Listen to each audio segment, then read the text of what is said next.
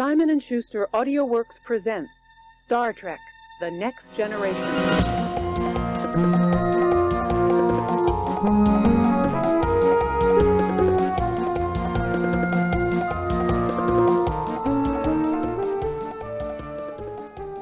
Do you think the Mads Mikkelsen hype has died down? Yeah, are you talking about Mads Mikkelsen because he designed the Death Star? Is that what who was on your And mind? also he's in Death Stranding.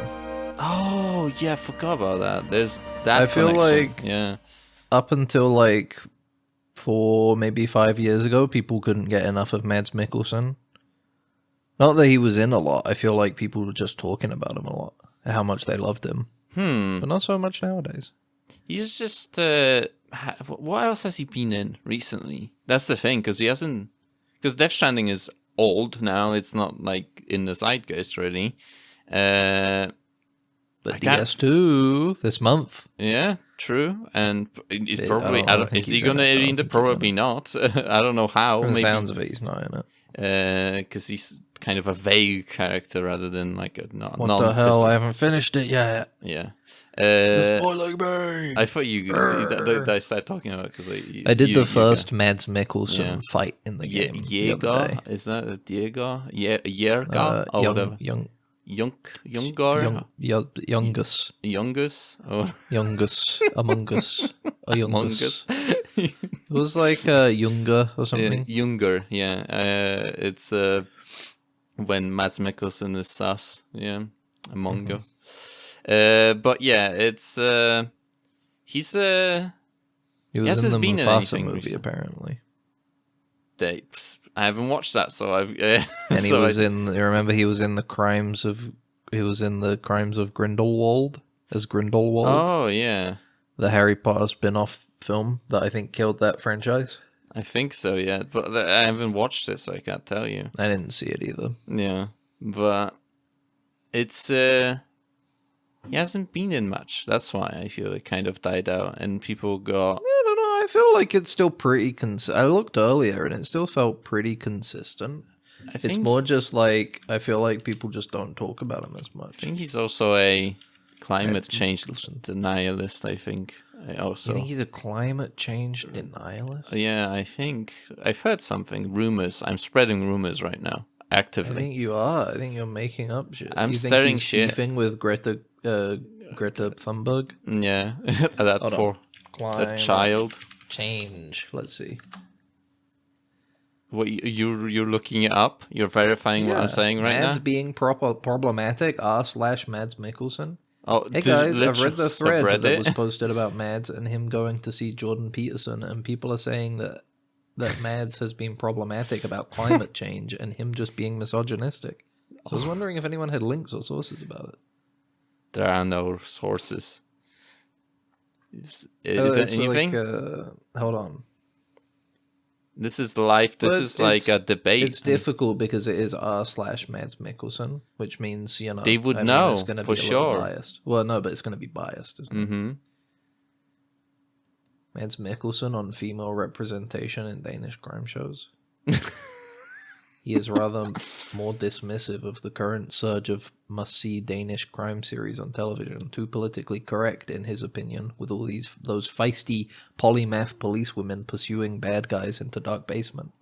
Well, that doesn't happen. I don't mind. The girls are great actors, and it's great there is a medium where they get work, but there has to be a balance between what is real and not real. I will never be a fan of any kind of political correctness. I think it's instant death to creativity. Maybe it's a failed translation because he's maybe speaking in Danish. He might be speaking. He's like gaben un problem with female representation. Like, that's what he said in Danish, and then people were like, "Galen causing problem in big policen showen." Yeah, exactly. Is probably what he was That's saying. probably what he And then it got mistranslated.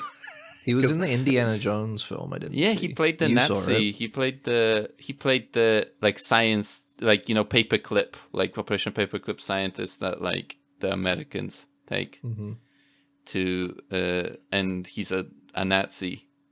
You haven't watched that? It's such a dumb movie. I haven't watched the movie. We've talked about it. The haven't Dial seen of it. Time, or whatever it was called. The Dial of Destiny. Dial of Destiny.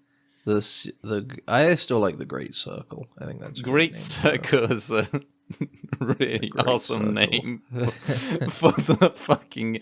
It's like I played that game and it was like I know. okay. We've already talked about it. It I was feel like we can't okay. go back to the. It I feel was- like the Great Circle well is a little dry, especially this far removed from the release of the game. It was successful. It was. People like indie. People love Indiana Even Jones. the movie they made last wasn't. I think it didn't do well because it had an ultra mega budget, but I think it still did pretty well relative to other movies. Who could be Mads Mikkelsen? Maybe Indiana Jones, next Indiana Jones.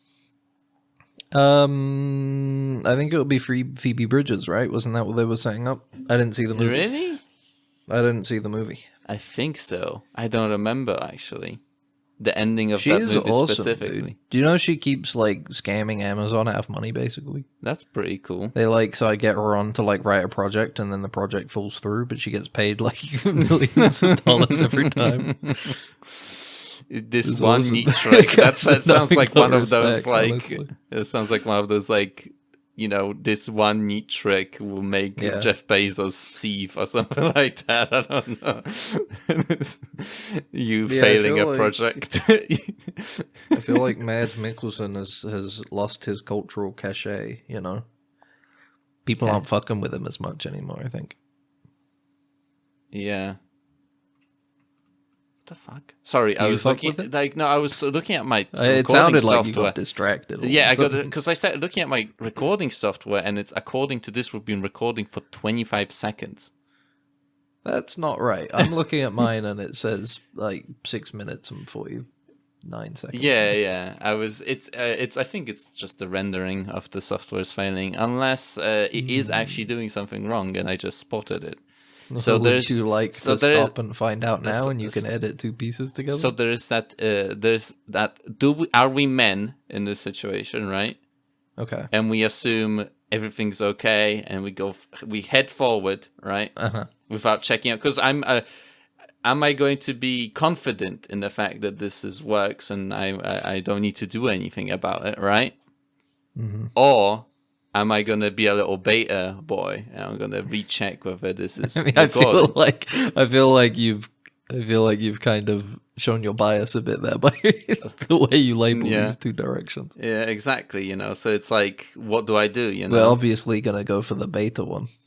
okay. Now that you said that, No, now, that was the bait and now I'm switch. not gonna have to. gag. Now I'm not gonna do it. You know, because you now encouraged me not to take that path. You know, you've questioned my masculinity in this scenario right I think now. you were questioning your own masculinity as the issue. and now you made it even worse. You know. My fists, like my hands are turning to fists right now. You know, white. How pissed off knuckling. would you be if you went to the Omegaverse and you were a beta? How pissed off? What do you mean the Omega? Is that like a Marvel thing or what is this? What the fuck are you talking about? Are you referencing? Or are Is you that just like a Marvel thing? You 'Cause know it the sounds thing like of some like that you've Omega, never heard you know? Omegaverse before? No, I never heard of that. It sounds so Omegaverse generic. is the series of like fan fiction esque stories of like How are we supposed men to know fucking each that? other. No, I didn't know that. This was like a big thing that everybody would talk about on the internet over the last 10 years, the Omegaverse, where you'd have like alphas and betas Oh. and gammas and stuff, and the alphas would fuck the betas or something. I didn't realize that. I realized of the ranking. I've heard of the ranking. Yeah. I didn't realize that there's a physical space somewhere in our dimensions, multi-dimensional space, that they're like physical people there. I didn't know that that's the case. You know, I thought that, Alpha, socially and in some interpretations even biologically dominant, physically built, short-tempered, and a natural leader. Mm-hmm. Beta, either a regular human being or has a mix of alpha and omega traits, or their own unique traits. And then this is it. Omegas are the submissive, gentle, Yeah. calm, Oh. and the peacemaker, Peacemaker, like from the show. like the show Peacemaker. Yeah, it was a type of like. I think it's not so much that it's a franchise. Omegaverse makes it sound like a franchise. I think it's like more of a genre of like yaoi fan fiction. Because you like really threw me off. Because you like, Yeah. have you ever heard of like Biddy Biddy Bobs? That's what you said to me, and I was like, Biddy Biddy Bobs. Sure. You know, I just thought it's something you would have been keyed into like a little bit. I Which would, I guess you are. You because just don't know the it's name, such but- a thing that can technically be applied to so many things in pop culture. You know, Uh-huh. a DC can have a fucking Omega. Marvel can have a, but it could be some part of like a Those movie are or something. Like, multiverses. Those aren't Omegaverses. Those are multiverses. what's the bro. difference? Well, an Omegaverse is about, you know, alpha, beta, and gamma, and they like fuck each other or something.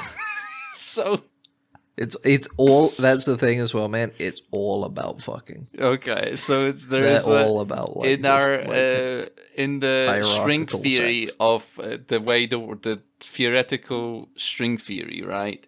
One of the strings is the Omega universe, and it's all based on sex. Is that what you're saying? One of the dimensions I think is the all sex. hierarchy is very sex focused. Mm-hmm. Okay. I think it's all men too. I don't think there's women. I think it's like an Empreg adjacent sort of thing. You know. Anyway, welcome everybody to Dead Ensigns, #1 Omega Universe podcast, right? That's Just what we're- Omegaverse. Just Omegaverse. Omegaverse podcast. We've both done quizzes. Are you Mhm. what Omegaverse hierarchy are you? We'll reveal them at the end.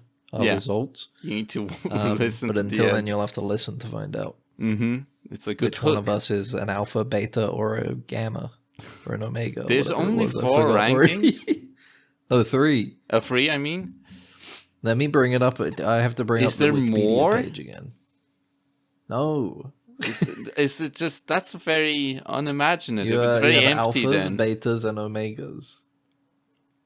they have particular outfits. Characters typically possess wolf or other canid-like behavior, What? especially as it pertains to sexual intercourse and sexuality, which is described as instinctual, responding to animalistic physiological stimuli.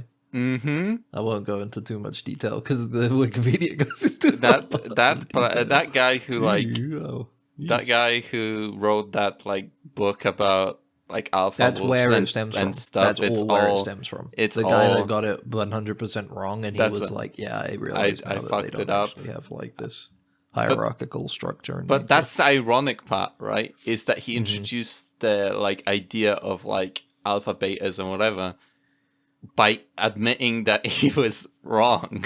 he shifted himself into a different. changed reality. Yeah, He's. We no longer have an objective reality, as Mon Mothma would say Mm-hmm. in the hit show Andor. We have a subjective reality of Yeah. alphas, betas, and omegas. and through And him man, they're admitting all fucking. and through him admitting his error, he moved himself into a beta, you know, or even an omega, you know, or whatever. And people stopped trusting him, And now they want to have sex with him. and they want to have sex with If him what you're, because he's if how you're labeling him, such a peacemaker, you know, of him to say that it wasn't real, you know. they're like the democratic types, Yeah, whereas the alphas are like, I'll just deal with the problem head on. I'll just deal The with omegas whatever. are like, I'll talk around it, and then the betas I feel like the lazy ones. They're like yeah. kind of a like in terms of the writing, it's like, well, they're just kind of a mix of the two. They're They're just kind of everything in centrists. between. I guess I don't know. They might be like kind of alpha or kind of omega, but not really one or the other to never a tr- varying degree. Never trust the beta because you never know what he's gonna do, you know. You never know. You never know whether he's going to be giving or receiving. Oh my god. You can't trust him. I'm Ben. This is Yeah. Max. Yeah, that's me. Welcome to our show. The Omegaverse is fun. I'm surprised you had like no idea. How you had never heard of that before. I don't know. I would have assumed there was something else in this. I didn't realize that those categories were came from a parent. If you look at tree structure of things, Yeah.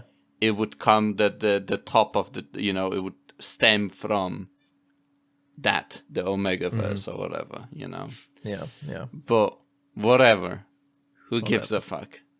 It's fine. Who gives a fuck? We do with the number one Omegaverse podcast. You said it yourself 2 minutes ago.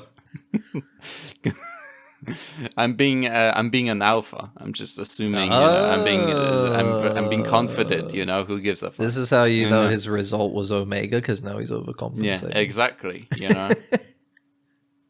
trying to act how he thinks an alpha would, which is not the alpha way. Yeah, It's a beta way at best. I'm like one of those If my clownfish understanding of the Omegaverse is correct. that changes color to pretends to be a female, so then they can sneak into the There's cuttlefish do that.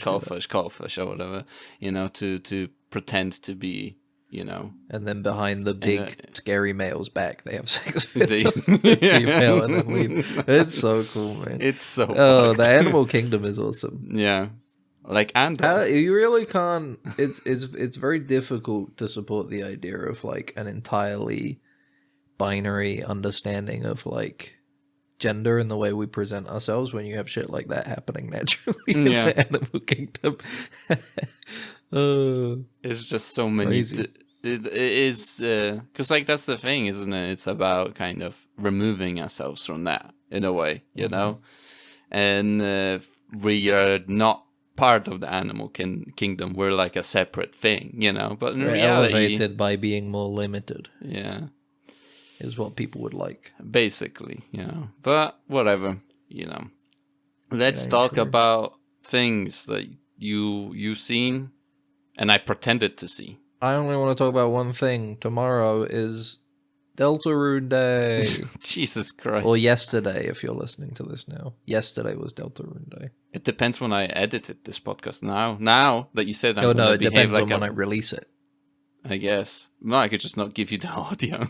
All right. Well, in that case, let me say it will have been before you're listening to this either way. Mm-hmm. You, the listener, Ash. Yeah, one person. Deltarune. It's Summer Games Fest this week, Max. Are you excited? Yeah, I'm excited. What kind of trailers are you looking out for? Trailers, probably. I don't know. Honestly, I didn't think of what I'm looking forward to because I let it come towards me. I don't. I'm looking forward to Asmongold Adventures. Oh my god. He the did hit new start game starring Asmongold. he He's did in Kick now, I think. he started a publishing company, I think, for video games, like other That was my Prominent. first introduction to him. I didn't know who he was, but he turned up. They have like their own E3 show or something. Mm-hmm. I can't remember what it was called. But they made such a big deal about it. And I was watching it and I was like, who is this guy? And then everybody I was watching it with was like, well, that's Asmongold. And I was like, who? And they're like, you don't know who Asmongold is? The guy that I plays was like, WoW. no. I have no idea. It's because I didn't watch any WoW, so I didn't play WoW. I don't know anything about WoW. Yeah, and nothing else. He's not anyway. known for anything else, guys. He just plays WoW. But I guess Back Death Stranding 2 Nowadays. would be interesting if they show like an extended gameplay or something, because technically people already have access to it, watched and played it, Yeah. So you get a lot of like text stuff, like articles about what the game is, right? But I would be interested to see like a bit more gameplay, They got VTubers in there now. in Death Stranding. In Death Stranding 2, they showed off a couple days ago. There was a video snippet. They got the holograms and stuff of people that you can place everywhere, and they'll appear outside of like bases, and not bases, but shelters. Mm-hmm. One of them's like a VTuber that I guess Kojima likes. Yeah, they're The little like creatures are VTuber big. model, which is like a rabbit or some shit. They're big. They're Yeah. so big. I don't get it personally, but God bless you Yeah, if you're into it. And some people, it's just like, it depends, right? It's like, I don't watch streamers in general, so I can't really comment on that and say like, oh, this sucks, and stuff like Some that. people are into VTubers, some people are into Omegaverse, There's no overlap whatsoever. But Honestly, I can't imagine there being a huge overlap. Maybe like male VTubers, I guess, mhm. because it has the whole BL part aspect, right? I guess. Boys love, or boy love, Oh or my whatever it's called. God. You don't know anything about this, do you? I don't know. I never was, funny. that interested It's in that There's stuff. another term. It's another name for the genre. Yaoi is BL. I didn't realize. I thought it was just yaoi. Boys love, I think, or boy love. One of those. It's a wide world out there for This you to is experience. this is something that I'm not The going whole to wide look world. into because I don't really care that much I hope about next fan week fiction. you come in and you're like, oh, have I had what a week I've had? Yeah, I'm drained. That's why I say If I've been emotionally. I'm it's hooked just up so to emotional. an IV because I can't replenish my fluids quick enough. Because I've been crying so much because they love each other so much. That's In their own way, In in their their own own- fucked up way. Yeah, but it's Death Stranding. That's probably something. Maybe Kojima comes onto the stage and my friend, what is he called? The guy that runs Summer Game Fest. Jeff, sorry, I Jeff goes like, "Here's my friend Jeff Kojima. I'm probably also in Death Stranding. Maybe I don't know. as one Yeah, of the well, he was in hologram- Death Stranding 1. He wasn't was, yes. He was the Ludens fan. Mm-hmm. In Death Stranding, with the cosplayer is also what is he called, Conan O'Brien, and I was just like, no, that's the cosplayer's husband. oh, cosplay's husband. Yeah, you're right. But I just thought it was like a little bit. I don't know. They could have maybe the person, the wife, was someone that I don't know. I think because I think it's somebody related to Conan because when he does that stuff, doesn't he have like a lady that goes with him and stuff? I haven't watched Conan's. I didn't things. realize. I think she is a lady who's related to the Conan. Like he plays games and he watches, or he goes to different countries and stuff. Yeah. Because I thought it was just like maybe it's like she's like a cosplayer because it would make sense to get a cosplayer that maybe Kojima likes, but I guess it was I don't know, or something like that. But yeah, I'm not really looking forward to anything in particular that will get announced. I'm curious personally about the next season of characters for Street Fighter 6. Yeah, I I guess. believe they're going to be showing those. What do you mean you guess? Yeah, I guess, they're all the same. So why are you so dismissive, man? First Omegaverse, now this. None of my interests you humor at all. None of the interests, yeah. You don't give me even a lick of respect. With my it's fine. Like BL. Like I'll look Street at the Fighter trailer. 6. I'll look Like at two interests. They'll show a trailer and I'll go look at nice. They look cool. And then I'm never just think of expressing that. my own. I know you I'm won't feel that just way because you saying don't that. fucking play Street Fighter. It just slipped out, Right, I couldn't hold it in, I haven't played Street Fighter for a while, but I'm interested because the last season of characters they did was kind of fucking dookie, kind of doo-doo butthole. Man. Couldn't tell you. They had like you get 4 characters in a whole year they release, right? Mm-hmm. One of them is like the laziest returning character they could ever pick. Oh, 2 of them are guest characters from a different franchise entirely. Mm-hmm. And one of them is like a returning favorite, but in my opinion, they fucked up her haircut. They fucked up her base design. Oh, okay. Well, But she was the only unplayable. one that's like, oh, cool, Elena's back. That's neat. But then the rest is like Terry, Mai, and M. Bison. Like, man, who gives a fuck? I like SNK. I like Terry Bogard. But you're going to put Terry and Mai. You got 4 characters in a whole year. Half of it is going to be characters from King of Fighters. Yeah. From Fatal Fury, I should say. Isn't the King of Fighters games also coming out? Like it's like a new game? City of the Wolves, which is a sequel to Goro Mark of the Wolves, came out like a month ago. Unfortunately, we aren't playing it, Max. It's decently popular. because it's AI or whatever, I think, right? Or something? No, it's got Cristiano Ronaldo Oh, in it. The alleged rapist. I... Allegedly. Alleged because it's allegedly. like... That would be funny if like one of our listeners that I see, it's Cristiano Ronaldo for some reason, and now we're kinda fucked. funny. It's alleged though. The court case got thrown out because the was it not the defense, but the prosecution submitted evidence in which he admitted to doing it, but they attained the evidence in like an illegal way. Well, it's like he didn't do it then, you know? Yeah, it's that kind of thing. So you gotta say alleged. There's that, and then also like the majority owner of SNK is the Saudi Arabian monarchy, which is kind of a bit of also. What like do they not own at this point? You know, kind of true. Honestly, it's one of those things where it's like, well, it's harder to avoid them than it is to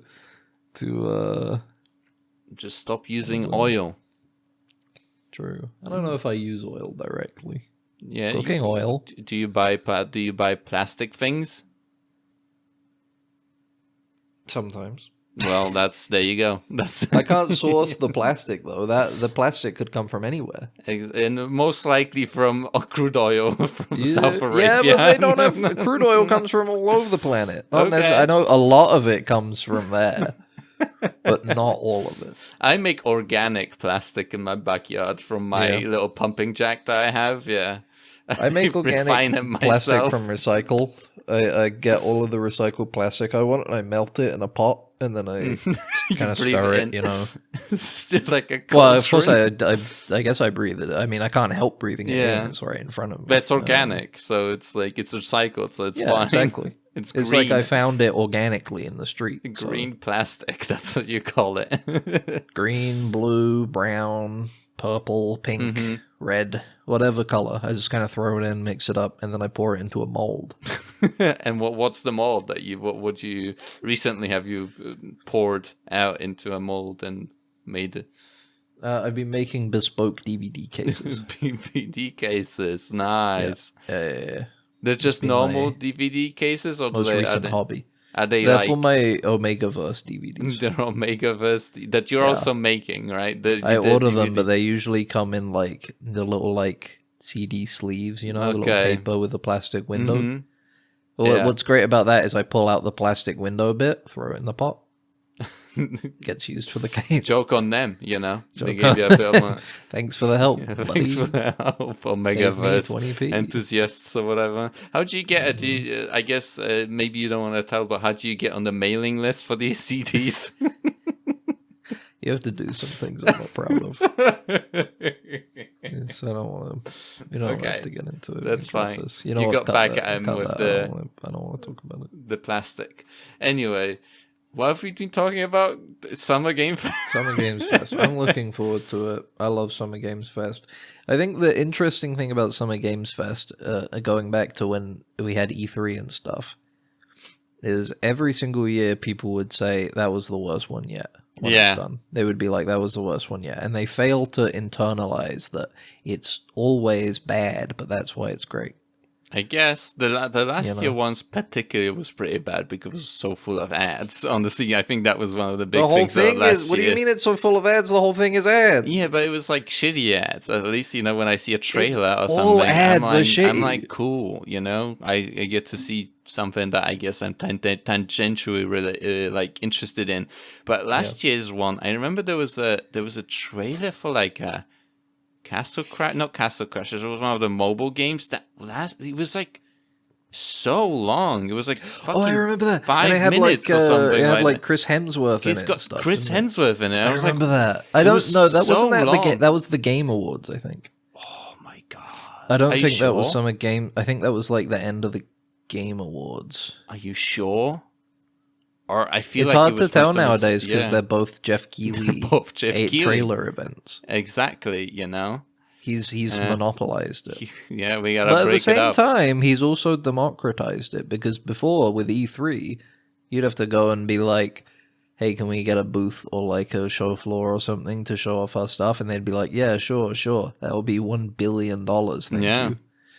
Jeff Keighley has gone. I've got a platform here. I'll show trailers, but also the website will host. You know, we'll have like here's this script, here's this show, here's this show, here's this show. You can find them on Twitch. Mm-hmm. Really, Nintendo killed it. Yeah. Nintendo stuck the knife in the back of E3. You know. True. They were like, we don't need like a big show. We'll just fucking release a 30-minute video online and people will love it. We'll do a highlight reel, basically, of what we want to show off. That we have full control over, you know? But with the E3 stuff, unless you're like smart, like Ouya, if you remember that, they set up a booth outside of E3, outside the convention center. They could have, you know, if they only were smart enough to actually make a thing that worked, didn't collapse immediately as soon as it got released. Do you think the Ouya could come back? I feel like that would be pretty funny. Like you got like these ironic fans of Ouyas, where it's like Ouya's return. They have Ouya's revenge. They jailbreak the Ouyas. Although it would be easy because it's just an Android box anyway. It's It's a fucking. It comes pre-jailbroken. It's pretty jailbroken basically, and like you wear it like around your neck on a chain. Like it's you're a like fucking big block. It's a big block, you know, but it's awesome, you know. You have it like hanging from your waist, amongst other like treasures and jewels. You just have like an Ouya on a chain. And you take it off and you swing it around like a flail. And it's a functioning one too. Like you can plug it in at any time and play a shitty mobile game. All of your favorite games. Amazing Frog, I think, was one of the... The Amazing Frog was the only one that was like locked on the Ouya for a long time. Yeah, and you couldn't play it anywhere else. Eventually, it was released onto anywhere else that you can get it. But what a lovely... We get Ouya Return. Ouya 2 gets announced on Summer Game Fest. That'd be pretty fun. It's like Jeff Keighley's big announcement. Yes, exactly. But I think another trailer that you might see is a game trailer for the game that the French guy, the Get a Way Out guy, is working on. Maybe Joseph Fares. Yeah, because I don't think they'll do another one. They just finished a game. Split Fiction was they were doing a parallel development with another game. Oh, I didn't know that. Yeah, so Split Fiction was released first, and there's another game coming. So maybe they'll show a game, like a trailer for at least like a concept of what it might be. You know, would be interesting. Because I had no idea. It's cool. Nice that those games are actually successful and stuff. Cause it's nice somebody's putting in effort. Yeah, exactly. Yeah. I can't think of anything else, honestly. That's the thing. I just like GTA. We already know when that's coming out, and that's basically what we've been kind of looking forward to. Of like, when is this going to get announced? You know, sort of thing specifically. Yeah. Witcher 4 already just got a new trailer today, like literally just today. Yeah, there'll probably be another thing on Friday. Might be like because it was like a tech demo trailer, like they showed off like the tech and like a bit of gameplay, I guess. I don't know. I like that's the thing with CD Projekt, right? Is with Cyberpunk and stuff, you gotta kind of.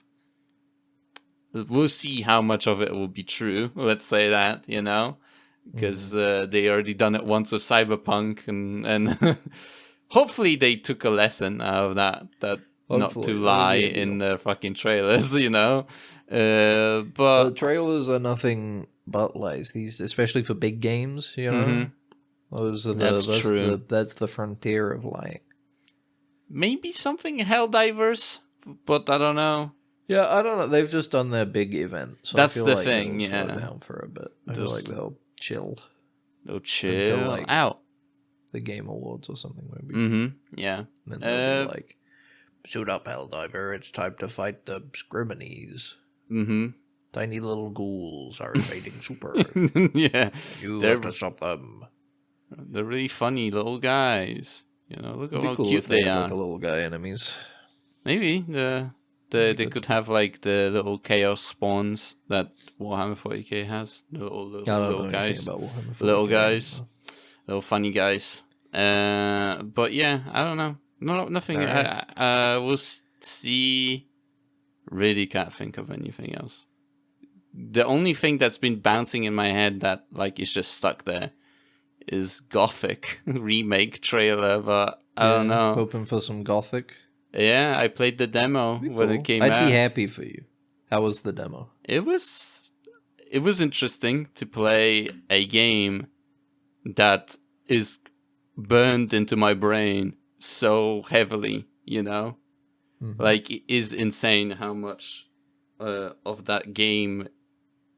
Like, I need to replay the original, you know, and see what... It will hit me, like... Because I did feel a little bit like, wow, so this is nostalgia. Ratatouille'd. I was getting ratatouille'd, You took a bite of the ratatouille and you're like, you know? The only thing is, like, that's the thing. The again. only issue with it was that I didn't play it in Polish, you know? If I played it in Polish, maybe... Oh, the remake? Yeah, if I... Because I think they'll have the voice acting. They have to. If they want the remake to be successful, they have to have the Polish dub. Like, they have to have it. Because I think, if that's not going to be the case, Poland is going to find a nuke and launch it at Spain, because that's what the developers are, somehow. Like, there will be a coup that's going to collapse the country, and someone is going to buy a dirty bomb and launch it at Spain, because that's where the devs are, to destroy them, you know? Mm-hmm. Mm-hmm. But yeah, it's I think that's why I didn't get the full dose of nostalgia, because if I heard, like, you know, the intro in Polish, you know, that I heard so many times, you know, that I would have probably cried. Yeah, I would have probably broke down and cried a little bit. I would have done it. I would have done it. But yeah, it's interesting how they lifted the game, because they're not just doing a one-to-one. They are very much trying to kind of rework and soften a certain, like, aspects of the game that were very rough, you know? Like, there were certain things that were just not good, you know? They didn't blindly just kind of went, oh, well, it was in the original game, so we have to include it, you know? Like, it's... they genuinely tried to kind of, you know, update the game a little bit for the modern gamer, I guess, you know? But, you know, I like, now that it's stuck in my brain, I can't think of anything else that I would be excited for. Well, it sounds like your experience at playing Gothic as a child has rehearsed you to experience it. That's true. As an adult in the remake. Max, what did you think of the rehearsal season 2? I was really trying to think of a way to segue into, like, Andor or the rehearsal season 2, and I just couldn't. I just had nothing. Yeah, I guess. I really tried. I'm sorry. I'll stop now if you want. I'll just hit stop recording and I'll go. Well, we were meant to stop recording to check over we've been recording the entire time. Oh, yeah, we kind of just kept rambling. Just kind of went on. So, is it still just say 25 seconds? No, the number at the bottom says the normal time, so I'm hoping it's fine. It's the timeline at the top that's weird. The timeline can be a bit sticky. That's the thing. That concerns me. But actually, it doesn't concern me because I'm so confident, actually. But yeah, the rehearsal... I really liked it. It's back. I feel like it was a way of a better concept, I guess, you know? Like, I think it's much stronger of a season. I think the thing I felt leaving the first season was, I think they expected more from the lady that the premise was built around. Yeah. And she kind of felt like she got put to the wayside, which maybe that was the intent, but I don't know. It felt messy the first season. Yeah, it's like that's what happens, I guess, if you rely on, like, a random person, right? You know, it's the variables are too much, you know, to control them. That's why you rehearse things, right? But, that's why you rehearse. They should have gotten a person to pretend to be that wife, you know. That's a paid actor, but, you know, like, in this case, there was more of a task to this season. Like, there was, like, a particular, like, through line if to what there was he an actually end goal. There was an end goal, and in the first season it was like kind of like I guess we're gonna try this thing, and it's like a cool concept, right? Because it is a really interesting concept, but, like, how do you build around that? How do you control that concept? Like you gotta be a showrunner, right? You gotta run the show, and if you can't control the show, then you can't really run the show, right? It would just become nothingness. It's interesting because the first episode sets it up perfectly. Yeah, exactly. Yeah, it has a great example, and then the rest of the season is one specific thing over a lot of time, and I feel like you kind of lose something in what is set up in that first episode, you know? Yeah, exactly, you know? But this season, I think, does a good job of mixing the overarching rehearsal of improving aviation safety with smaller episode-by-episode stories, like the Sully Sullenberg thing, the autism thing, the Kiss episode, all that stuff, you know? Jesus. Yeah. Yeah, exactly, and that's the thing. Plus stuff. Yeah, the Paramount Plus stuff, and because you can just kind of miss and match people, right? You can just find a pilot in this case, and if he doesn't fit, like, you know, he's not like, it doesn't rely on that one particular person, right? You can just find someone else, you know, that will. I guess it's a bit manipulative, but at the same time, Nathan Fielder's whole thing is built on manipulation. Yeah, exactly. All of his shows, you know. Yeah, because you don't want a guy. You don't want a guy that's like smirks and goes like, "I know what's going on here," you know, like that's they just get that guy out of here. That's like not the point, really, you know. Yeah, I'm gonna take Park ironically, you know, or something like that. No, it's just you're poisoning the concept, right, in a way. But it's it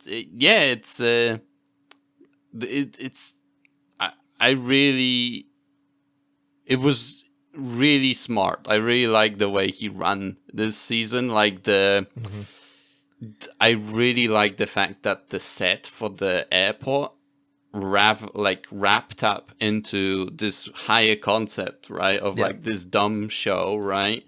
Into like providing like an actual thing to people, like providing a place for people with on the spectrum to practice. Nathan's Airport or whatever. Yeah, then they provide to train going through a terminal, and I teared up a little bit, honestly, at that moment, because I was like, it was very touching, you know, because he kind of plays it off. He's like, oh, haha, I'm going to give you this, you know. He's like, you know, like making it seem like he was like bribing them in a way. But he was, of course, it's like with a wink, you know, where it's like, it's done in a way where it's like as a joke, you know, that this was a plan from the beginning to provide this place with a stage like that, you know. I think it's part of the charm of Nathan Fielder as a whole, but also this season of the rehearsal especially, is that it's very difficult to tell what's earnest and that wraps up into the theme itself of like communication, you know. Yeah, exactly. Yeah, which is what is Nathan communicating to us, and what is he not, you know. Yeah, that kind of thing. Yeah, and it's a big commitment on this part, honestly. Yeah, I mean, the big twist at the end, people had found it after the first couple episodes. They'd found his pilot license online. So you kind of had an understanding of like, okay, we'll kind of get where this is going to go then. But the last episode is gripping. Yeah, it's a scary thing, yeah. It's so... just like... I couldn't take my eyes off the episode. Yeah. I was very much wonderful. Kind of like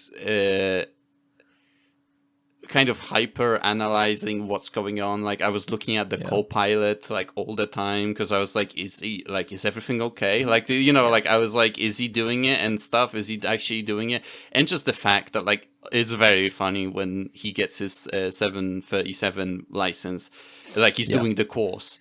And they tell him, they go to the simulator, and he asks the guy, like, oh, so, like, do you, like, get to fly, like, an actual one? And they're like, no, you go straight from the simulator into that actual plane.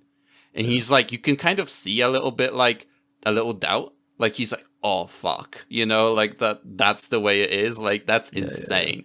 It's not insane because like they simulate as a robot. I mean, it makes right? sense. It's kind of difficult to be like, all right, Exactly. let's do a quick training flight with a 737. Yeah, exactly. It's, like it's probably a little harder than just being like, all right, let's take this small commercial plane out for a quick test flight stuff. Exactly. And just the idea of them like searching for a plane and like there's that like It's fucking great, that mechanic. one guy with the horrible junk heap.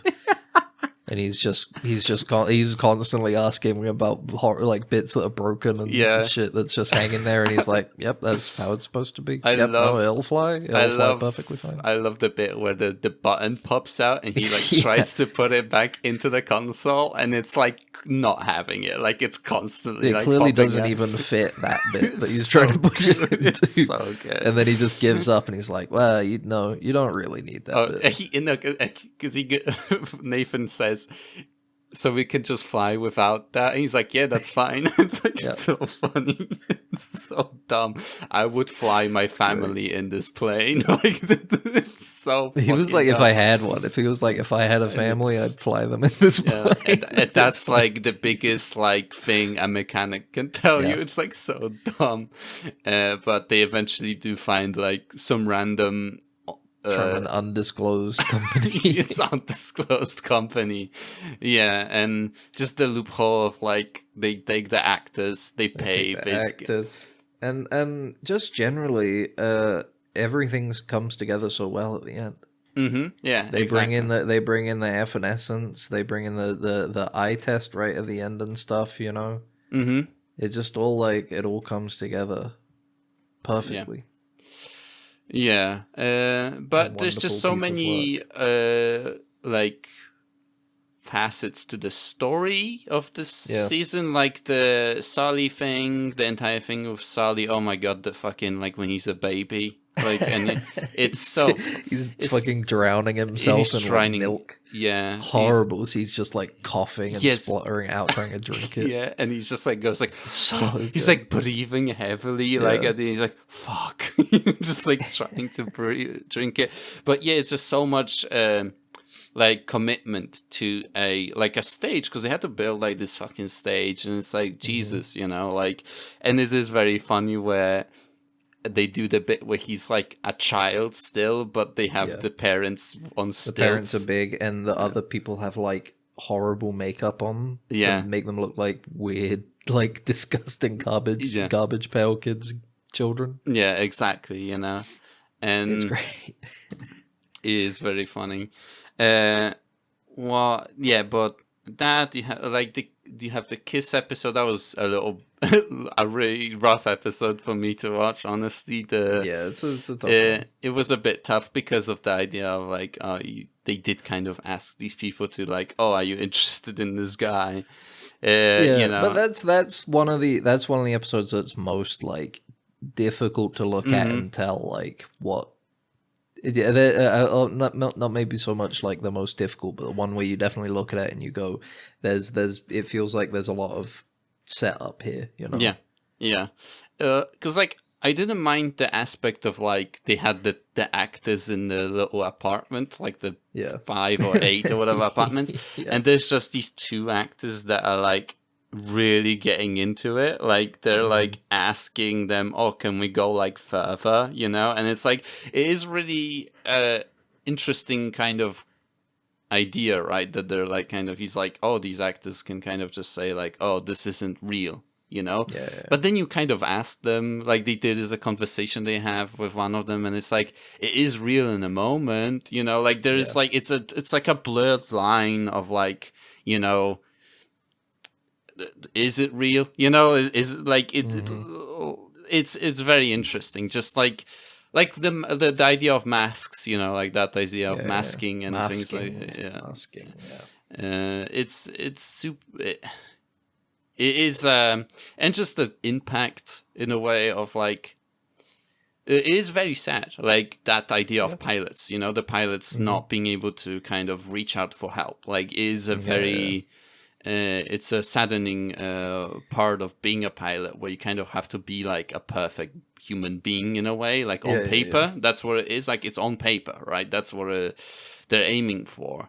And I like how he, to me at least, I feel like I haven't seen people talk about this too much, but the small thing he brings up in the last episode about how he had like a gambling problem as a child. Mm-hmm. Yeah. I think that comes back around to the idea that it's like, if you have all of these people flying these planes, that they can't even go and find out if there might be some like an issue with them that could like jeopardize people. Yeah. Then it all becomes a bit of a gamble, especially when the end result for Nathan when he comes out of the plane is feeling like a hero, you know, feeling like he understands why people do this, because there's like an addictive element to being like, by doing this, I kind of prove that I'm normal, and not even that. More than that, I'm like a hero as well. Yeah, he like makes a quote. There's a quote where it's like, when you step through you're stepping through this door to the cockpit, basically the pilot, you prove that you're normal. Like, it's literally like a thing that he says, that like you have to be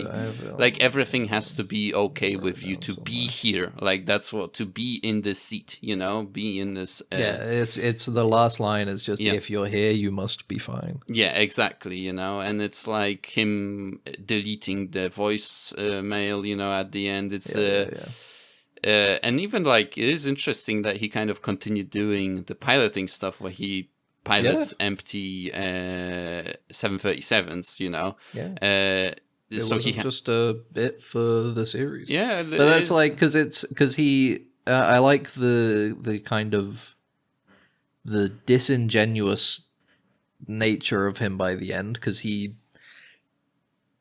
starts by saying to the guy that, you know, the I can't remember the name of the official guy that he got from the beginning of the show, who worked in aviation and stuff, and he's been trying to reform communication and stuff already. Yeah. Where he's saying to him, like, you know, it doesn't matter. I'm just doing this for a TV show, so it doesn't matter if I lose my license and stuff. Yeah. Because I'll still have comedy and stuff. But then at the end, you get this sense that, like, it's he is now afraid of the idea that he wouldn't be a pilot, you know. He loves doing that. Yeah. But at least, you know, he flies without people, you know. And it's like he flies the empty ones. Because I think it's probably they require less hours to fly them, you know, and stuff like that. But some of the conditions, like there's a bit of him like showing him flying, and he's landing in like a fucking storm. You know, so he is like a, you know, capable pilot, you know, which is... And it's really groundbreaking, because it's like, who else has done that? Nobody else can do that, because it's like, you would require, like Nathan Fielder, you'd require the backing of a fucking HBO TV show in order to train in all the way through to being... he's like the lowest hours trained 737 pilot or something, right? Probably, I would imagine at this point, yeah. With the lowest amount of flight time or something. Because, like, why would you... What other reason would someone have to do this? You know, like, that's the thing, another thing, right? It's like, what other reason, you know? I don't know, during a war, maybe. I don't know, maybe, but... Yeah, and there's just some great shots of them up in the air, flying around and stuff. That great shot where they come up beside the plane, and he's looking out the window, and you can see him in there, you know, flying it. Just as like more proof to be like, he's really flying the 737. He's really out there flying it. And just like the like even the flight itself is very interesting, and like him trying to kind of eager him on to communicate with him, and it did seem like he was struggling, like a pilot, to speak his mind, you know. Well, even in that situation, you know. Yeah, I think it was more like the Nathan being unable to tell, you know. Yeah, that's because it seemed like to me that the co-pilot didn't have anything to say. Like, he was just he was like just being like, yeah, this is a fine flight or whatever. He did, and he had like a little bit. He had a little bit things to mention about the takeoff. That he told to him. There's something like that. But he's constantly trying to, you know, bringing it back to the autism test from the last episode with the reading the mind in the eyes. He's constantly just trying to see if he can tell that there's something wrong just by the way he's looking, and in reality, he's not. He's just looking around, you know. Yeah. What a good show. There was a disconcerting moment where you can see a little bit of fear in him when he says, like, he asks him something and he clearly didn't hear it, or like was focused on something, or he was looking at something, and he was like, did you hear me? And he's like, and that is what causes him to kind of become a little bit scared of him. Yeah, like, I think he's more. Yeah. He seems more concerned about Nathan's concern rather than anything he's concerned about. Yeah. Which I think is part of the. Yeah, I think that's part of the. It leads into to the greater thing about the rehearsal itself, where it's like you can't rehearse every moment. Yeah. You can't do that, because you do just sometimes have to like live in the moment, and the idea of like trying to read every situation to that finer degree can cause problems in itself, I guess. Yeah, exactly. But yeah, there was an interesting scene where he actually went to that congressman or whatever, and he just kind of dismissed him. Like he was like not really interested in a way, completely.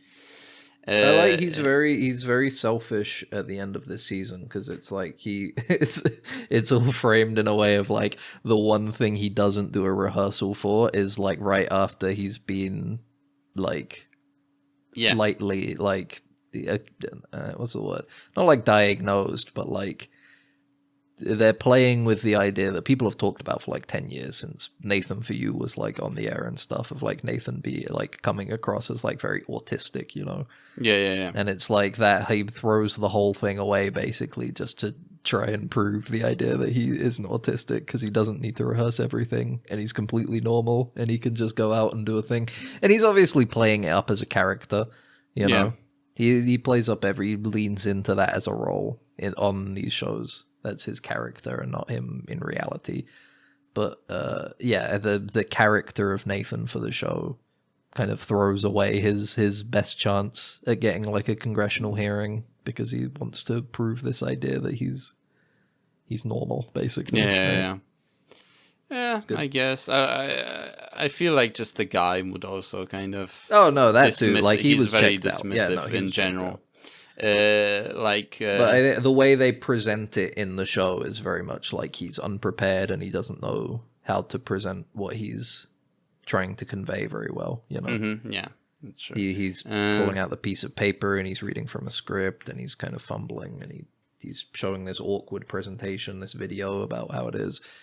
I agree where it's like that congressman clearly doesn't give a fuck. Exactly. I think he's clued in to the. He's probably been warned beforehand. Like Nathan Fielder is a comedian, and he's doing like.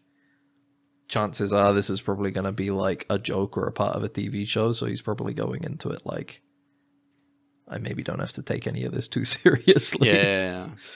But Yeah. But it's really.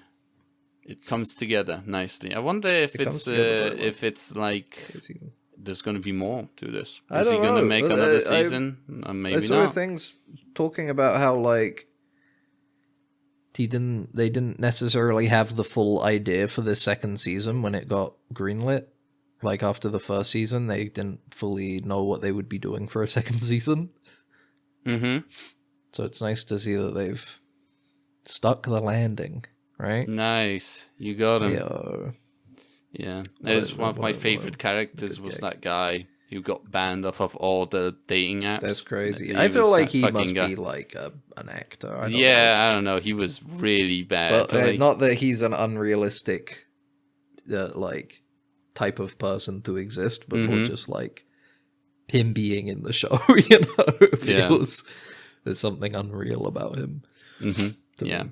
But yeah, that guy's crazy. And then they show like in the like next episode, he's talking about how it's like because he puts like no T-girls in the description all the time. It's crazy, man. I feel like there's more. There's definitely more than just that. They're banning him with AI face recognition. No. A wanted poster with his fucking face on it. Yeah. They got him on a board in the head office. That guy! Get him! Don't let this guy make an account. Yeah. But very high recommendation, I guess. You don't even have to watch the first season, honestly. There's a couple references. Like, couple, but it's not There's not. It's not like you need to. Yeah, They're in like the- gags if you've seen the first Yeah, season, because they exactly. they bring back the bar from the first season, Yeah, and and he they mentions reference the the children. kids Yeah, stuff. Yeah. yeah, exactly. It's a great Uh, series, great season, great yeah, series, great show, and another good show is Andor. I would say. How about you, Megs? yeah, I like it. Yeah, Maybe the ending is a little bit weird for the entire season, but in general, very high class cinema. you'd say TV it's in your cinema. TV, cinema in my TV. What's going I on? You know?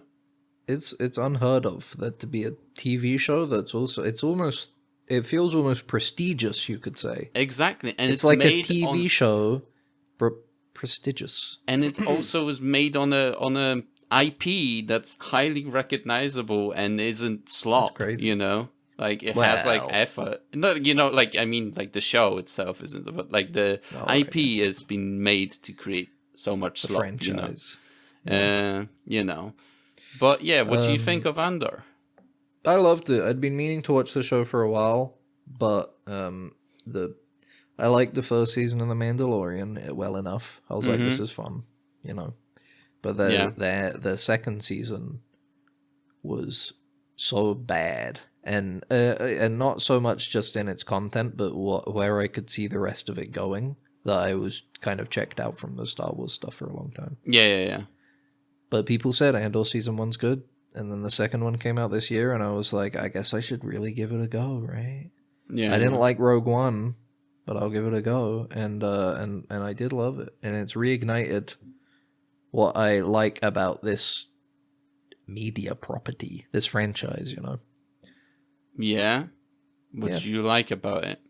I like that it's a world, you know. Oh, yeah, yes. I thought you were. I thought you like Jedi, or you like the.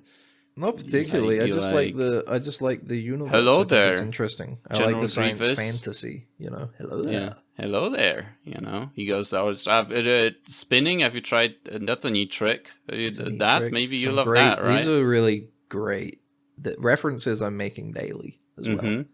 I love them. No, I always found it interesting how it got compared to Marvel. I think just purely on the owned by Disney factor of being like, oh, we're tired of these big franchises. You know, they have nowhere to go. They don't do anything. And I think it's true for. I think it's true for like Marvel stuff, because that's all built upon pre-existing characters that you have to rework into a movie, right? Yeah.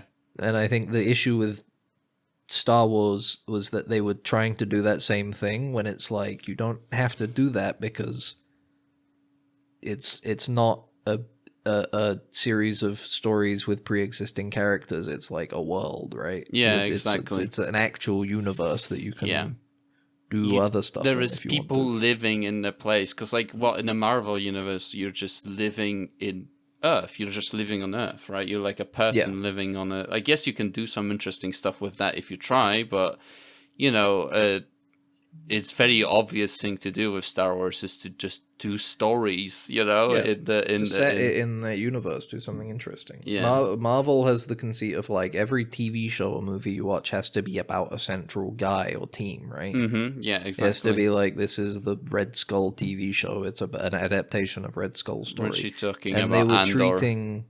They were treating Star Wars the same way, where it's like, well, if it's a Star Wars thing, it has to be about a Jedi, or like about the Force or something. Yeah.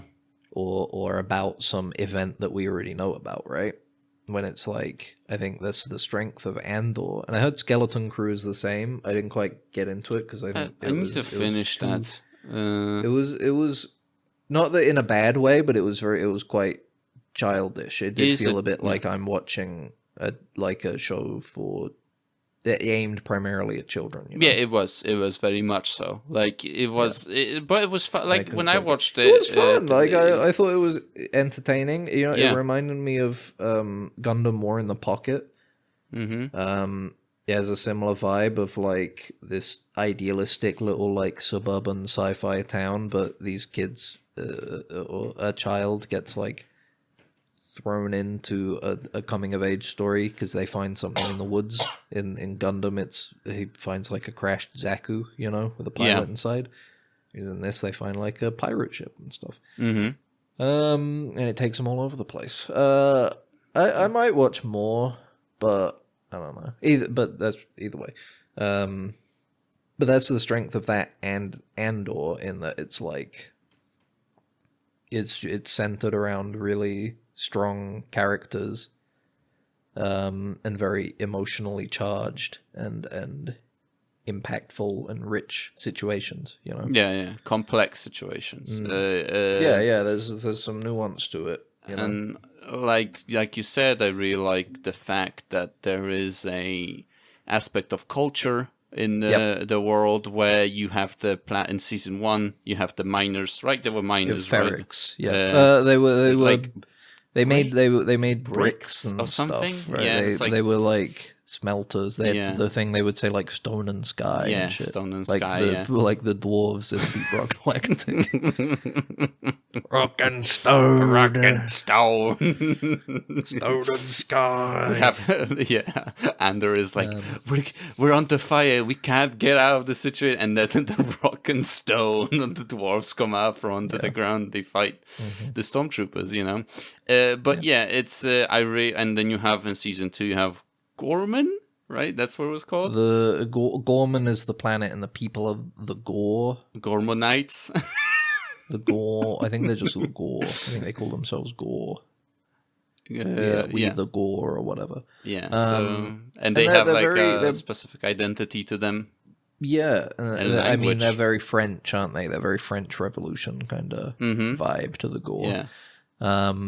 But yeah, no, I mean they set up some great stuff. I mean, on Ferrix, it's like when you die, you get turned into a brick.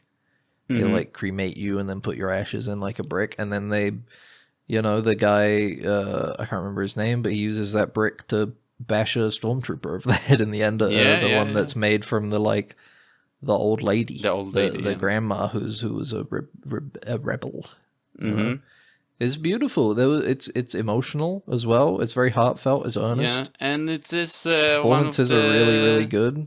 Few media for Star Wars where they show the Empire being evil, like fascist, very fascist, and like explicitly, and also the bureaucracy of fascism. Yeah, exactly. Not just the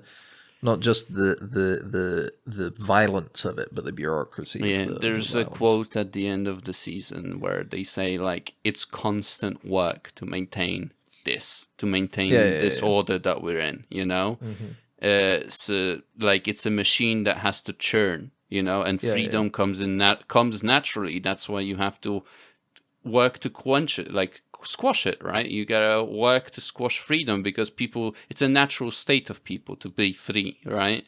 And the Empire is something unnatural that comes in, and sure. And it's I really like how there's definitely flaws in certain actions, like how the rebellion is a dirty business, like it is a dirty thing, like it requires a lot of sacrifice, and they all hate Luthen, but Luthen is because Luthen is a very evil guy. he is he does a lot of fucked up stuff, but it's fucked up stuff in service of a future, the ends justifying the mean kind of thing. Yeah, exactly. Like they say, like, without Luthen, we would have be here, right? That's literally, this wouldn't exist without him, Well, I don't know, man. I watched Rogue One, and I'm starting to get the idea that it was actually a little thing called the Force. Okay. That drove them along their way. They talk about that a bit in Andor get as well, it a little but it's bit, yeah. nowhere near as heavy, because I rewatched Rogue One after Andor today. Yeah. It's nowhere near as heavy-handed as it is in Rogue I am One. the Force is with me. They constantly talking about, like, may the Force be with you, everyone. Mm-hmm. It's like, Jesus, this is not good. I really don't like that movie. That movie gets overly glazed, I think. You have the robot. That's he comes back. Because I was wondering if he comes really come back. Really good addition at the end. I like the structure of the second season. The first season was fantastic. but I wasn't expecting the structure of the second season to be in these 4 3-episode parts, basically. You know. Oh yeah, that's yeah. So because they were releasing them like 3 episodes a week, I think, as well. I don't remember. So you were kind of getting like, this is just, I wasn't watching as it came out. This is just from what I understand from people talking about it. So you did kind of get like these 3 or these 4 different like years leading up to Rogue One. Yeah. Each week, which I think is an interesting way to release it. Yeah, and it's good that they did that in terms of that the fact that the time is progressing, like that there's huge leaps of time, even like because it does feel a little bit strange sometimes when you're watching a show and it's so much stuff is happening in like a week, you know, or like 3 days, and it's this whole thing happened, you know, like And in here it is very much you get the feeling of like, you know, like stuff is changing slowly, you know, and it's like there's stuff being happening. You see it because it's like the first set of episodes sets up that the Empire needs to mine under Gore under Gorman in such a way that it will ruin the planet. Mm-hmm. We need to create some propaganda and have a plan to justify us destroying that planet. Next set of episodes we're on Gorman, and you get the kind of like it's a year later and they've started putting the propaganda out.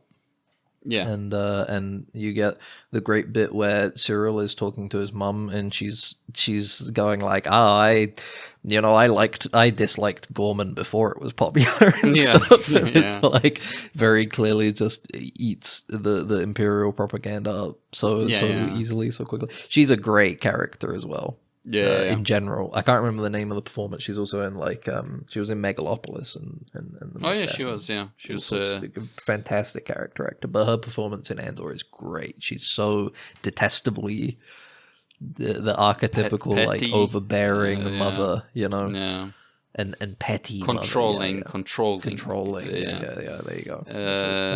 But you have that in the second part of episodes, the episode 4 to 6. And then in episode 6 to episode 7 to 9, you have the Empire is ramped up, and now it's time to genocide them, basically. Yeah, they have, and you do get a good. It's like 2 seasons worth of progression, but it's paced so well over the course of 9 episodes that it feels really natural and cohesive, despite how much time is being skipped over.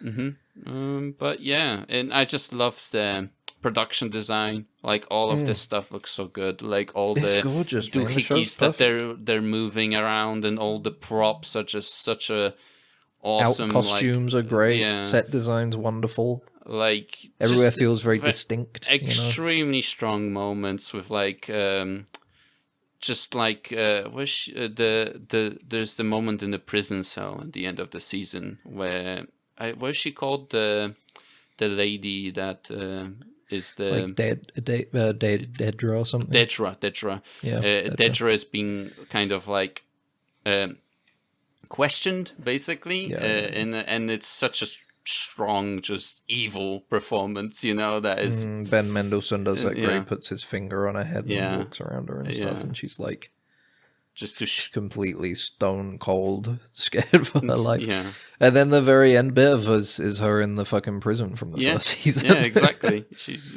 It doesn't matter what work she did for the Empire. It got rid of her immediately, you know? Yep. And her boss shoots himself in the head. He wasn't willing to go through that. But yeah, there's the Empire, what's he called? Palpatine gets, not like Palpatine, but like the Imperator or whatever, gets like mentioned a couple of times, like, oh, he wants to work on this plan, because it's like we ended up, you know, you get to find out that it's the Death Star that basically they're making at the end, you know. And it's very funny that is like the piece of very little, you know.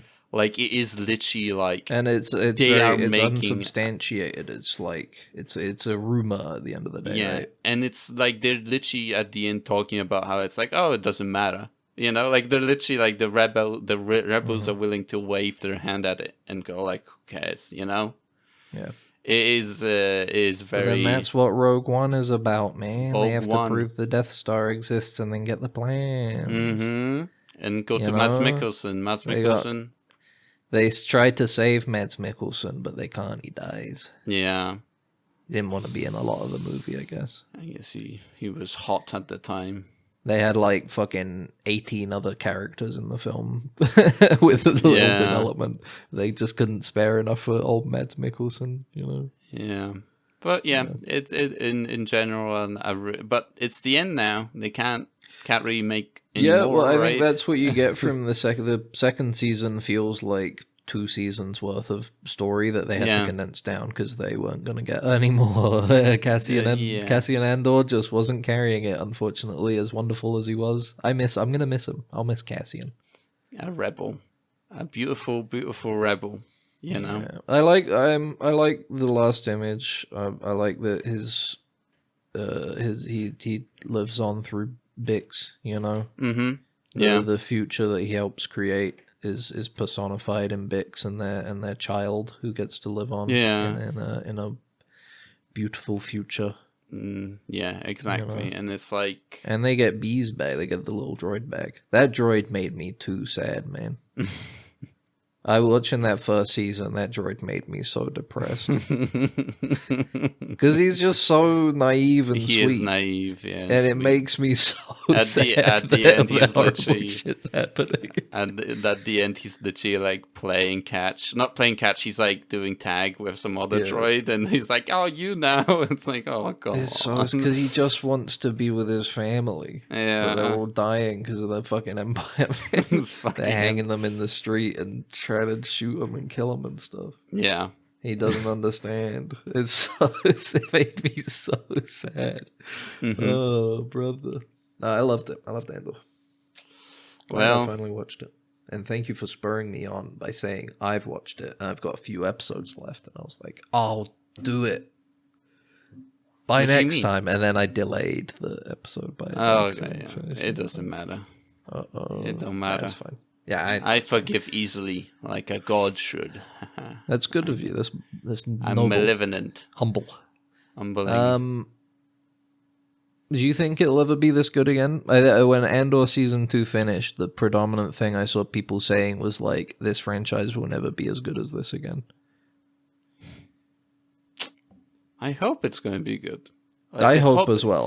Because I don't think... I need to have hope. Like, according to the newer ones, I think that's what it was about. Hope, I think. The newer... The rebellions are built on hope, is what they say. Yeah, exactly, So it's like... I don't think there's anything specific. It's not like this is a flash in the pan thing. They just have people who really are invested in the story they're telling. And it's a good story, you know? I don't think there's any reason why it can't be this good again outside of just the general production, like, mindset of Disney, you know? Yeah. Which obviously is a very big and scary thing that will definitely take over. But... I don't know. I hope that I have hope that it can be as good as this again in the future. Because it's just like I just don't know how all of that stuff works. Because it's like it's streaming, it's a show. It got critically acclaimed now, right? And both it's like, seasons, seasons, but the first season was really low viewership, from what I understand. Exactly. So how will that work? Is it like worth it for them? Especially because there was an interview I think this week where the interviewer was asking Tony Gilroy, the showrunner, the writer, and showrunner, the creator, I guess, about the budget, and he said the budget was like $625 million for this season. Jesus. And he said that the reason why Disney said it as that is because they said something like streaming is like a dead end, basically. They were like, streaming is not working. Yeah, because you can't monetize it in any fucking way. Yeah, you just have to hope that your shit is so good that people subscribe and stay subscribed on mass for months and months and months and years. They chain themselves to the service, and it's like, especially now with the economy, it's very easy to, just unsubscribe and not pay that charge anymore, Mm-hmm. Yeah. It's,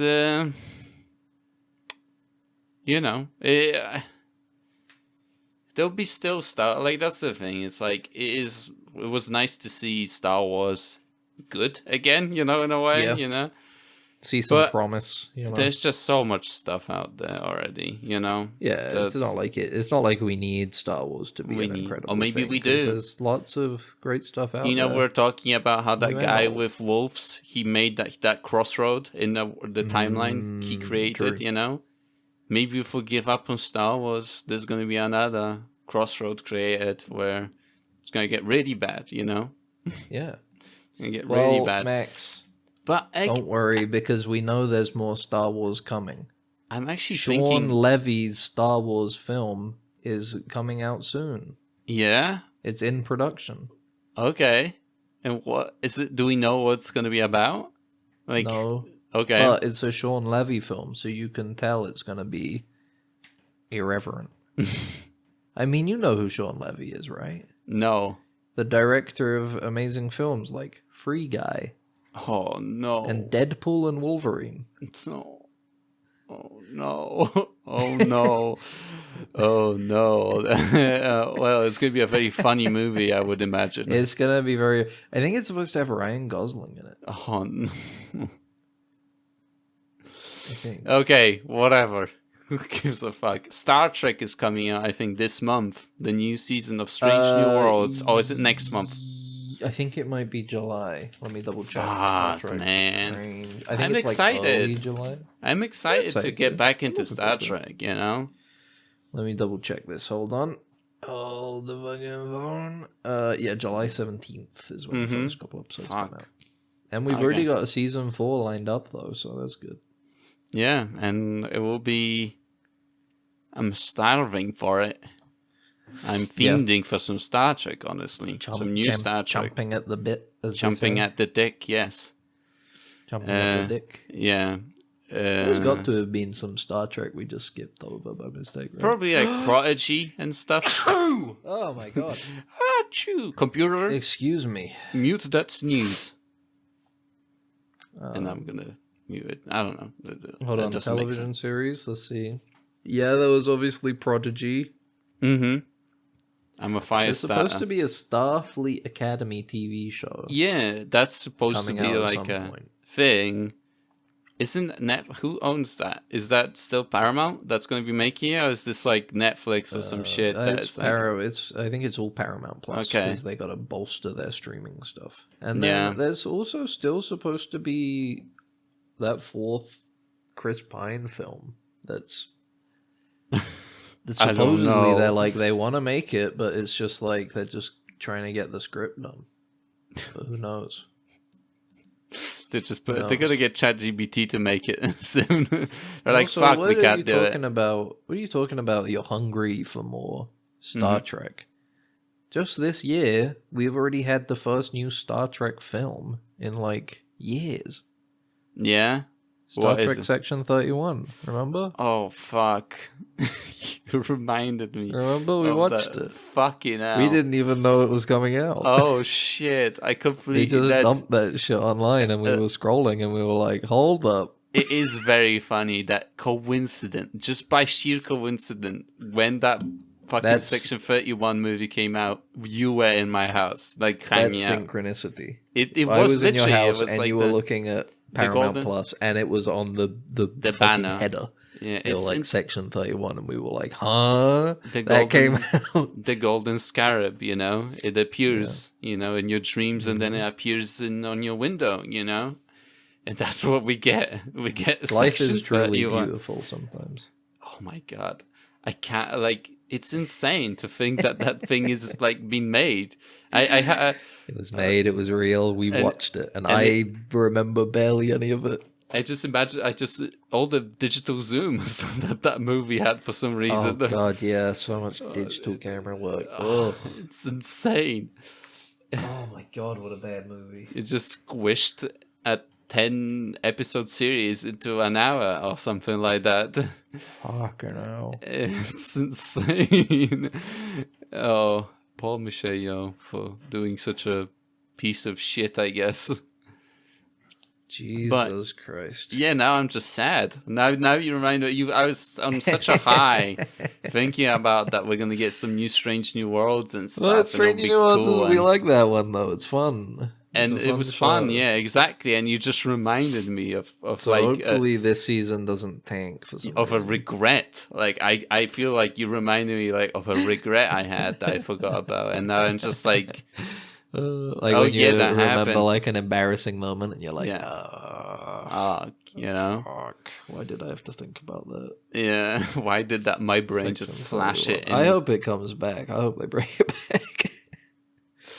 They should give it a second go. Just like, all right, look, we know that last one was really bad, but let's just give us one more try, please. Section 32, even more secretive organization within Starfleet. Fuck me. Oh, the badge. I still can't forgive him the fact that they give him badges and shit. I can't do it, man. The little evil badges. The evil to be like, badges, I'm Section 31. It makes me my cry. secret shadowy organization, as you can tell from my secret shadowy I'm going to evil behave badge. like a Section 31 operative, and if someone mentions it to me, I'm going to kill them, you know? Yeah, exactly. Jesus. Yeah, but anyway, I don't think anything interesting. Well, yeah. We may not have any more good Star Wars coming up, but we got good Star Trek. And as long as there's some Star going on. Yeah. There's hope. Isn't there all the Maz? Yeah. There's a bit of an ebb and flow. I feel like Star Trek started to go downhill again when they hit out with like Mandalorian. Everybody started to love Mandalorian. And now Star Trek's on its way. Star Wars is on its way out again. We're going to see the Star Trek resurgence, you know? Yeah. It's going to come back in a major way. We're going to get Picard Season 3 all over again. Oh my fucking god. Best damn show ever made. Best damn Blows show. Andor out of the water. I'm know? lore. I'm lore. I could now I just looking at the scene where fucking Young is like he gets all his data deleted and he goes to a draw and it has like the genetic project in there. Because they printed it out. The Khan project or whatever. Right? It's so fucking funny. And he's man. like, well, if I can't that- save my daughter, I guess I'm gonna have to just make Khan. Yeah, good thing that I printed out all the notes that I did on the Khan project, so it didn't get deleted. You know, from my database. I can't. You know. Oh my god, it's awesome. It's awesome. Picard season 2 is so good in that it's so it's so bad. Remember how 7 of 9 and the other lady had basically no interaction, and then at the end of season 1, for some reason they were like, yeah, they're gay together. They're gay. And it's like, huh? What? No build up, no nothing. I think they've development. had like nothing. 2 conversations, and it was in this episode. It was Yeah. the final one. Yeah. But now they're like, hee hee, your hair's nice. But No, then yours is they nice. break up and then they get back together. No, I don't think they did get back together, did they? Are they on the ship at the end of season 3? They're on the 'Cause ship. I don't remember it being like they're back together. I don't thing. remember, man. I don't remember. They were But I probably bet the show they were that probably we- too scared to insinuate that 7 of 9 wouldn't fall in love with a big balding fat nerd, so they were like, "Fuck, make Yeah, sure she that's doesn't end true. up with the lady again." But the show that we're gonna get out of Picard's son, Oh, And they're definitely still making. the Star Trek Rangers or whatever the fuck they were gonna call it. I don't think know. that exists, man. That's gonna. I'll manifest it. I'll do a thing where I'll think of it long enough that it's eventually going to like cause a butterfly effect to cause that show to exist. And it's gonna be bad, but I'll have more Star Trek to see. You know, at least. Terry Matalas. Mm-hmm. But anyway, that's the only thing that I haven't watched. I've been playing Minecraft, guys. All my Minecraft heads out there. You know what I mean? If you play Minecraft with all the mods and you're just... It's infinite. It's a perfect game. I a got perfect game. I can't get into mods for Minecraft because a lot of the time I just don't want to use them. I know. I like get in the game and it's like, all right, here's 7 new metals, and they all make various machinery and stuff, and I'm like, man, I just want to make a house. And You're just not a technical mind, you know? Not a technical mind. I have a technical mind, but for useful things, like Mm-hmm. building machines in my life to improve my day to day. Is that what you've been doing? Not my Yeah, out of the Minecraft. plastic that you That's what I've been making with the melt molds, in your yes. cauldron. Yes, that's what I've been creating with the molds. Yeah. I've created a trash slide. Out of your window. I can like, no, it goes to my bin still, but I can put a little bit of rubbish on the slide anywhere in my house, and it goes right down to the bin. Interesting. Now the issue is I have to keep the bin open all the time, which creates a bit of a smell sometimes. If there's But you get something used bad. to it. Your brain blocks it out, you know? Yeah, it's like, And you also don't 15 smell anymore because of all the fumes from the plastic you've been melting in your pot, in your house. no, I think that's COVID. Oh, No, I don't think the plastic fumes don't do anything, man. Mm-hmm. Okay. Sure. I'll believe you. Okay, well now I know I'm wrong because you said sure, and you only ever say sure when you don't believe something. That's true. That's true. So When do I you want to said, maybe stop trying to be smart and tell me what the big deal is with me fucking melting plastic in my house? Huh? Is there some kind of problem? Have you got a problem? I'm not- You're I'm not- awful quiet all of a sudden. I'm not a health professional. Yeah, I you're can't right. You're give not a you health advice. professional. I'm not. Thanks for listening Okay. to Dead Ensigns. #1 Omegaverse podcast. I'm bringing it back. I don't. Did you have anything else to say about Minecraft? Or? No, I was thinking about Enjoying the it, having ranks fun. we got it for our tests. We're supposed to reveal it at the end. Oh yeah. Mm-hmm. All right. We'll both say it. Okay. But you know what? I'll save it for after the thing. I'll keep because I keep them listening Yeah. until the very end. All right. Okay. Yeah. You've been listening to Dead Ensigns, #1 Omegaverse podcast. We're about to reveal our test results on what Omegaverse hierarchy we sit on. Are we alpha, beta, or gamma? Omega, I mean, we'll find out in a second. Until then, though, you could help us out a lot by going to Spotify, Apple Podcasts, Amazon, or anywhere that good podcasts are posted, and finding Dead Ensigns. You'll have the option to review it in some way and save it in some way. And if you could do both of those in a favorable manner, we'd much appreciate it. You can even email us if you want to be part of the show and talk. deadensigns@gmail.com. Not talk as in record. I mean, send us a message and we'll talk about it. deadensigns@gmail.com. But if you would rather just leave a comment on a video, you can go to YouTube where the Dead Ensigns lives as video uploads, where you can like, comment, and subscribe. You do all 3 of those if you want. So until next week, I'm Ben, and this is Max. That's and, me. All right, we'll do 3, 2, 1, then say it, okay? Mm-hmm. All right, you ready? Mm-hmm. All right, 3, 2, 2, 1, beta. Alpha.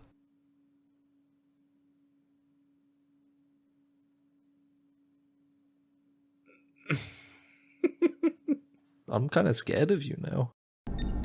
It's shorted out, sir. We're gonna have to phaser it. Then what are you waiting for? Right away, sir. Faster would be better, Ensign. I can't, sir. We don't want to... That's enough. But, sir... Stand aside, Carlton. I'm going through.